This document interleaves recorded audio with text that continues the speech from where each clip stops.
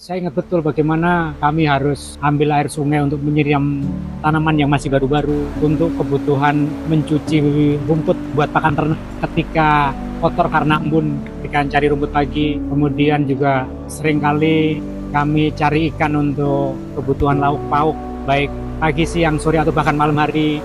Kemudian juga seperti kebanyakan anak-anak di desa ketika itu, sungai itu menjadi tempat bermain, tempat belajar. Ya, segala hal yang menurut saya itu adalah interaksi baik antara manusia, alam, khususnya di sungai. Jawa Barat dikenal sebagai wilayah yang sejuk dan identik dengan keindahan alam yang memukau.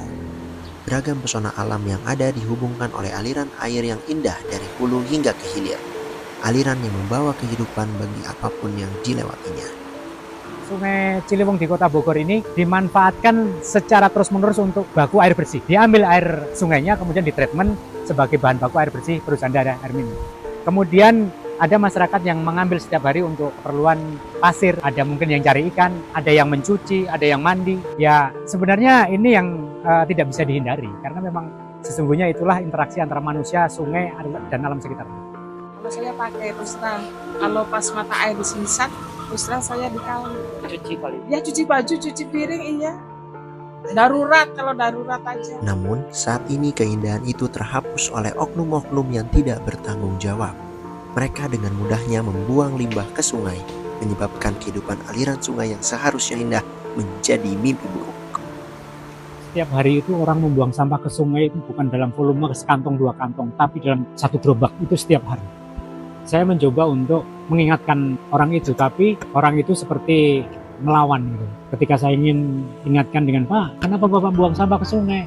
Si Bapak ini rupanya menghadap ke saya, kemudian berkacak pinggang, kemudian di pinggangnya ada golok. "Kamu siapa? Ngapain kamu ngatur-ngatur saya?"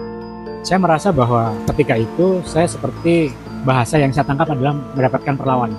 Pembuangan limbah ke sungai bertahun-tahun terjadi. Semakin bertambah pula oknum yang tidak bertanggung jawab hingga sampai di titik krisis ini. Sungai Ciliwung masuk ke dalam deretan sungai terkotor di dunia. Jenis sampah yang mendominasi di sungai adalah sampah anorganik. Plastik, kain, tali temali, kemudian ada logam, kemudian ada kaca. Nah, yang kemudian membuat saya kaget adalah sampah B3 yang seharusnya tidak ada di sungai. Kita itu dapat memakan plastik yang diproduksi oleh kita sendiri gitu. Jadi kita membuang sampah sembarangan, hancur plastiknya jadi mikroplastik, dimakan oleh ikan, ikannya masuk ke meja makan kita, ke piring kita makan. Jadi artinya suatu siklus pencemaran itu terus-terusan itu. Mungkin mikroplastiknya nggak begitu bahaya ya, mungkin gitu. Ya, jadi mikroplastik itu di lautan itu sebagai media untuk menempelnya logam-logam berat, senyawa-senyawa yang toksik ya, senyawa yang racun. Kemudian juga mungkin mikroorganisme, bakteri atau jamur yang berbahaya gitu. Jadi sebenarnya yang bahayanya itu bukan mikroplastiknya langsung ya, ansih, tapi apa yang nempel di mikroplastik yang sudah diserap oleh pencernaan dari ikan ini gitu. Senyawa-senyawa tadi itu bisa menimbulkan misalnya autoimun, bisa timbul gitu, mungkin kanker gitu, bisa juga gitu ya. Kemudian mungkin metabolisme nggak sempurna gitu, seperti itulah gitu. Meski demikian, beruntungnya masih ada masyarakat yang peduli dengan keadaan sungai. Seperti halnya tokoh-tokoh lingkungan yang aktif menjaga keasrian bantaran sungai Ciliwung di daerah Kelurahan Kedung Halang, Kecamatan Bogor Utara, Kota Bogor. Pak Deh Suparno yang senantiasa aktif di komunitas peduli Ciliwung sejak tahun 2015, kawan-kawan Saung Alkesa yang ikut tergerak untuk menciptakan basecamp relawan sejak 2020 yang juga menunjang upaya rutin kegiatan Pak Deh Suparno tersebut, serta masyarakat bantaran Sungai Ciliwung RW 07 Kedung Halang yang secara simultan berupaya menyadarkan perihal akan sampah dengan mendirikan bank sampah berseri sejak tahun 2017. Gerakan komunitas peduli Ciliwung itu fokusnya kalau secara harapan gitu ya, bagaimana mengembalikan fungsi sungai yang sesungguhnya, artinya menjadi bagian ekosistem yang harusnya dipelihara, kebaikannya dipulihkan ketika memang terjadi sebuah keadaan yang buruk gitu. Kegiatan ini rutin tiap hari Sabtu atau hari Minggu, dilakukan kadang-kadang oleh banyak orang, kadang-kadang hanya beberapa gelintir orang. Jadi kami mencoba untuk membuat gerakan ini tetap berjalan walaupun orangnya sedikit. Kita bikin Saung ini adalah untuk menampung teman-teman yang memang berkegiatan di bidang sampah dan edukasi air. Makanya banyak komunitas air dan Ciliwung yang memang suka ngumpul. Pak Ade Parjumar itu beliau tim 6 Satgas Naturalisasi di Kota Bogor, kebetulan wilayahnya di sini.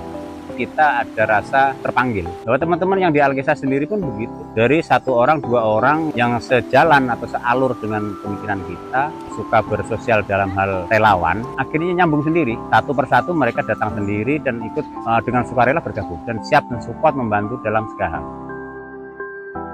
Dari sungai ada, nanti kalau kita lagi acara bersih-bersih gitu, itu suka ada juga sampahnya. Jadi sebelum punya bank sampah ini juga, kami di rumah itu sudah memilah sampah gitu.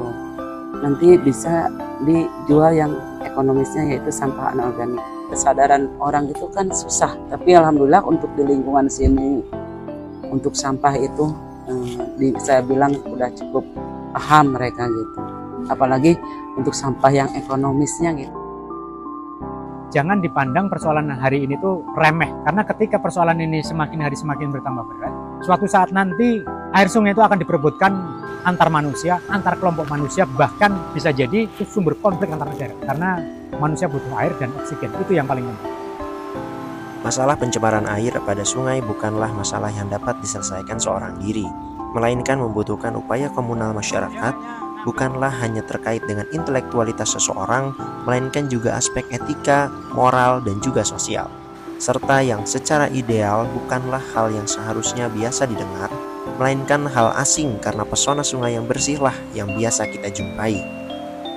Mari jaga sungai kita agar kelak generasi penerus tetap dapat merasakan manfaatnya. Kalau bukan sekarang, kapan lagi? Kalau bukan kita, siapa lagi?